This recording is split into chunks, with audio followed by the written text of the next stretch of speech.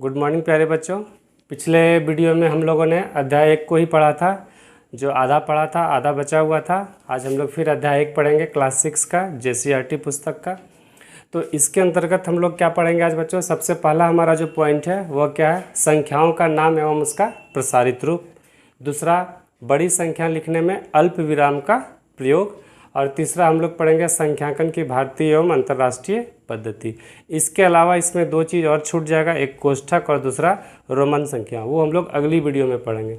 तो आइए बच्चे, सबसे पहले हम लोग पढ़ते हैं संख्याओं का नाम एवं उसका प्रसारित रूप। तो बच्चों, आप लोग क्लास 5 में भी संख्याओं के बारे में पढ़ चुके होंगे। जैसे आपको अगर संख्या लिखा हुआ रहता है 3, 5, 6, 7, 8, तो आप लोगों ने इसको गिनती सीखा होगा। दाहिने ओर से हम लोग प्रारंभ करते हैं। सबसे पहला जो अंक होता है उसको कहते हैं इकाई, दहाई, सैकड़ा, हज़ार, 10,000। तो इसका नाम क्या हो जाएगा? 35,678 संख्याओं का नाम, यानी कि 35,678। अब है उसका प्रसारित रूप भी। ये जो है हम लोग क्लास 5 में ही पढ़ चुके थे। अब इसका जैसे प्रसारित रूप आपको हम बताते हैं। तो नाम आप लोग समझ गए कि दाहिनी ओर से हम लोग प्रारंभ करते हैं। सबसे पहला अंक कहलाता है हमारा इकाई, उसके बाद दहाई, फिर सैकड़ा, फिर हज़ार, फिर 10,000, फिर लाख, 10 लाख, करोड़, 10 करोड़, अरब, 10 अरब, खरब। तो इस अनुसार से हम लोग इसका नामांकन करते हैं। अब है उसका प्रसारित रूप कैसे लिखते हैं। तो चलिए इसका हम लोग प्रसारित रूप पहले देखते हैं।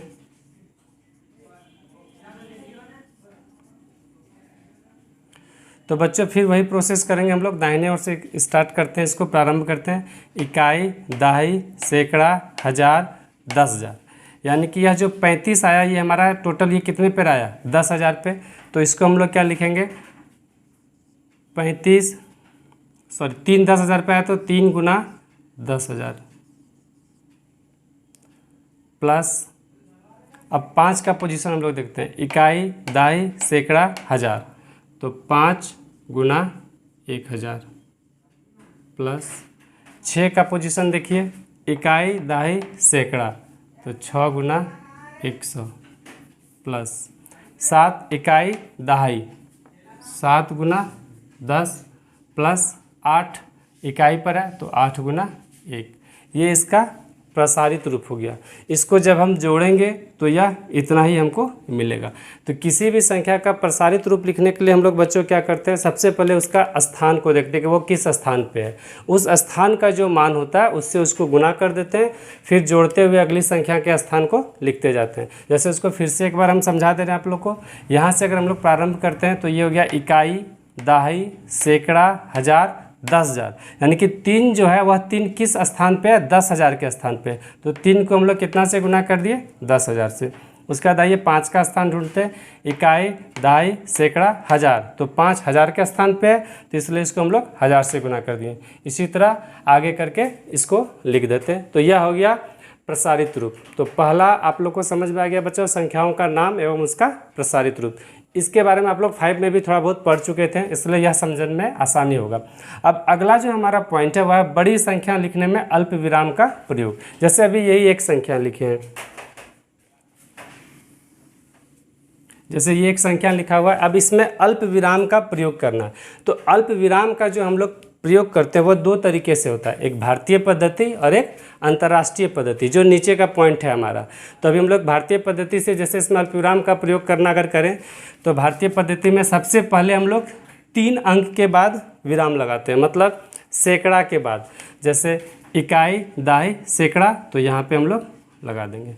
उसके बाद प्रत्येक 2 अंकों के बाद हम लोग यह अल्प विराम का चिन्ह लगाते हैं। इसके बाद फिर 2 अंक के बाद अगर यहाँ पे कोई अंक रहता तो फिर यहाँ पे हम लोग अल्प विराम लगाते हैं। उसके बाद प्रत्येक 2-2 अंक लेके हम लोग अल्प विराम लगाते जाते हैं। ये है भारतीय पद्धति। और जो हमारा अंतर्राष्ट्रीय पद्धति है, अंतर्राष्ट्रीय पद्धति में क्या करते हैं हम लोग? प्रथम 3 अंक के बाद अल्प विराम लगाते हैं, उसके बाद 3-3 अंक को लेते जाते हैं। अब एक हम बड़ी संख्या लेते हैं और दोनों पद्धतियों में आप लोग को बताएंगे तो आप लोग को बढ़िया से समझ में आएगा।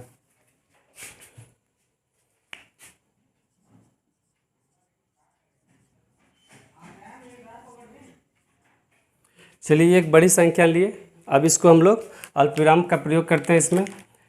तो पहला भारतीय पद्धति में अगर करते हैं हम लोग, भारतीय पद्धति से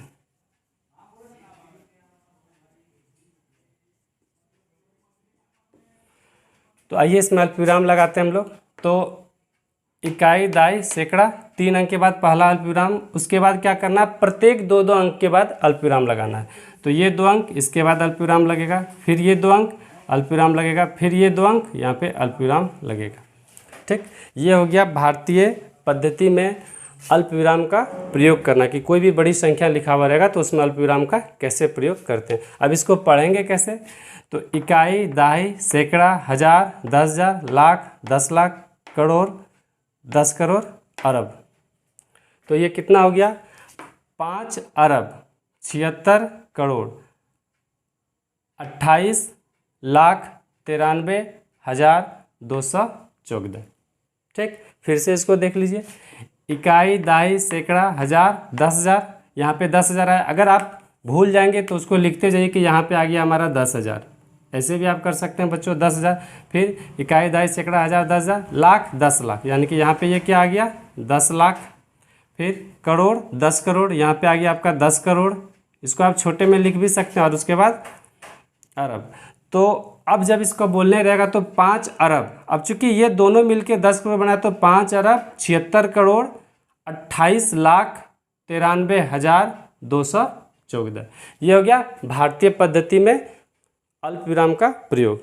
अब आइए इसी संख्या को अगर हम लोग अंतर्राष्ट्रीय पद्धति में प्रयोग करते हैं, फिर से यही संख्या लिखते हैं 576289321 अब आइए अंतर्राष्ट्रीय पद्धति में इसका प्रयोग करेंगे।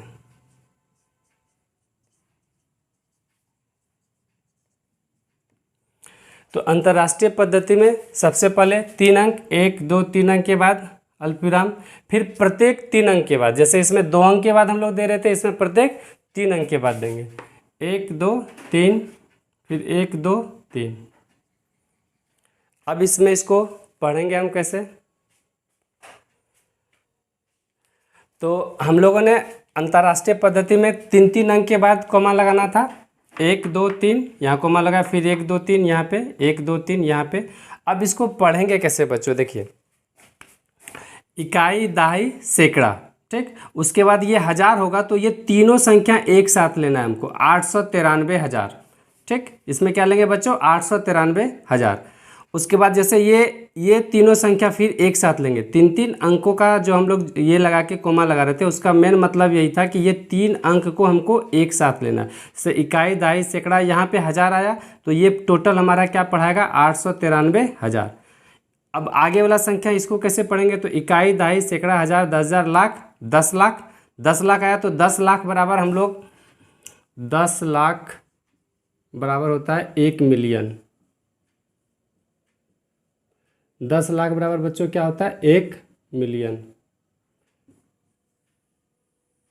तो इकाई, दाई, सैकड़ा, हजार, 10,000, लाख, 10 लाख यहाँ पे आया, तो ये तीनों अंक एक साथ पढ़ाएंगे, तो 762 क्या कहलाएगा हमारा मिलियन, 762 मिलियन 893,214। अब उसके आगे जैसे इसमें चलते हम लोग, तो इकाई, दाई, सैकड़ा, हजार, 10,000, लाख, 10 लाख, करोड़, 10 करोड़। अब ये अरब आ गया, ये 5 अरब आ गया, चूंकि यहाँ भी 3 अंक का हम लोग 3 अंक के बाद कमा लेते हैं, चूंकि अब अंक नहीं है तो 5 में अरब आ गया, तो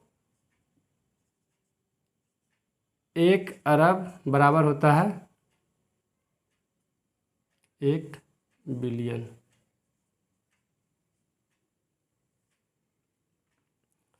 तो 1 अरब बराबर होता है 1 बिलियन। तो यहाँ पे चूंकि अरब में आया था, तो ये हमारा क्या कहलाएगा 5 बिलियन। अब अगर अंतर्राष्ट्रीय पद्धति में इस पूरे को पढ़ेंगे बच्चों, तो कैसे पढ़ेंगे, 5 बिलियन 762 मिलियन 893,214।